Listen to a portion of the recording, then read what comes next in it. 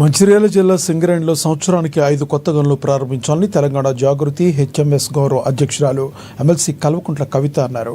మంగళవారం మంచిర్యాల జిల్లా ఆర్కే 5 కాలనీలో Singareni miners and engineering workers union Srirampur area ఉపాధ్యక్షులు అనిల్ రెడ్డి నివాసంలో బతుకమ్మ పేర్చే కార్యక్రమానికి ఆమెతో పాటుగా ఆ యూనియన్ జేబీసీసీఐ కమిటీ సభ్యులు రియాజ్ అహ్మద్లు ముఖ్య అతిథులుగా విచ్చేశారు.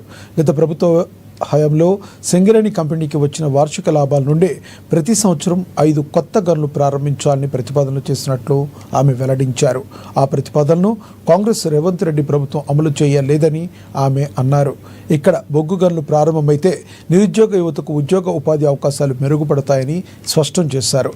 ఆనాడు ఆంధ్ర వలస పాలనలో ఉద్యోగాలు ఎక్కడ దొరికితేవి కావని అన్నారు. కేవలం సింగరేణి కంపెనీలో మాత్రమే ఉద్యోగ అవకాశాలు ఉండేవని చెప్పారు. తప్పనిసరి పరిస్థితుల్లో తెలంగాణ ప్రాంత బిడ్డలకు ఉద్యోగ అవకాశాలు మెరుగుపడాలని తెలంగాణ స్వరాష్ట్రాన్ని కొట్లాడి సాధించుకున్నామని గుర్తు చేశారు కవిత.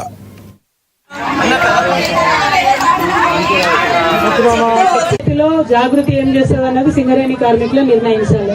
నాకు తెలంగాణ రాకముందు కూడా సింగరేణి కార్మికుల మధ్యలో ఉన్నా నేను.